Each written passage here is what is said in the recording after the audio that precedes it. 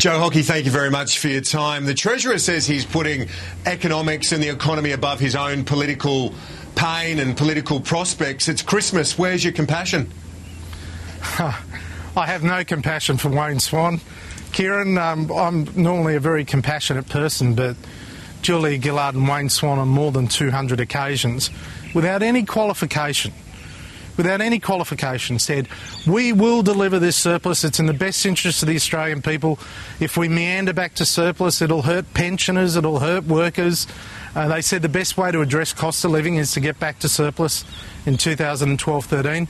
They've deliberately misled the Australian people, and they've completely overblown it, and it just proves you can't trust Labor. Full stop. But don't we have to look at the context? 160 billion wiped off revenues since the GFC, 4 billion wiped off in just the first 4 months of this financial year. Don't we need to look at the international context?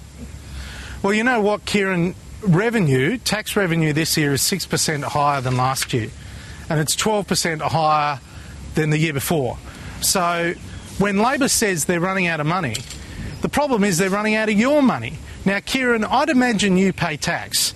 Well, the Labor Party says you're not paying enough tax. That's the bottom line. And they're saying you're to blame for not getting to surplus because you're not paying enough tax. Well, from my perspective, the problem is Labor wastes money. It wastes money. And we've seen it on a multi-billion-dollar scale, whether it be $6 billion trying to stop the boats after they changed the policy, or be it $1.3 billion increasing the immigration program now, or be it billions of dollars wasted on the BER or computers in schools or solar panels. It's endless waste, and now we're paying a price. But more cuts now would damage the economy. It's already softening. We've seen economists, business groups have all welcomed the Treasurer's decision to abandon this surplus pledge. Well, because the economists and business groups will not have to look someone in the eye and say one day, you can't get a drug, we can't pay for your child's drug, or we can't pay for an increased pension. Those people do not have to say it, but some incoming government will have to one day make the hard decisions that are going to pay off Labor's $256 billion of debt. I mean, when the government borrows money, when it goes into deficit, Kieran, it borrows money. And now we have $256 billion of debt and growing. And the interest bill alone on that debt is a carbon tax every year.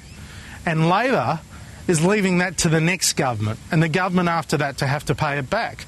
They're being reckless.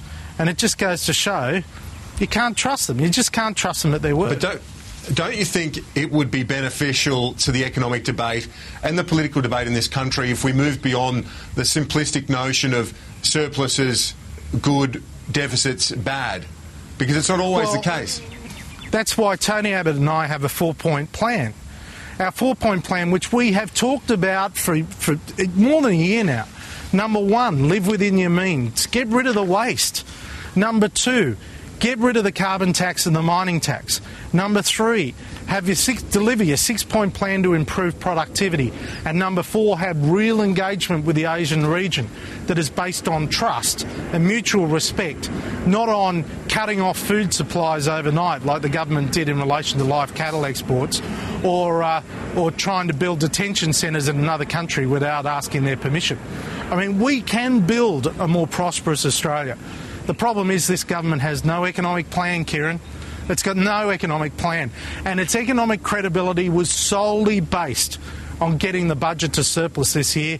And now we know Julia Gillard didn't even have the courage to come back from holidays and apologise to the Australian people after promising on more than 200 occasions to deliver a surplus.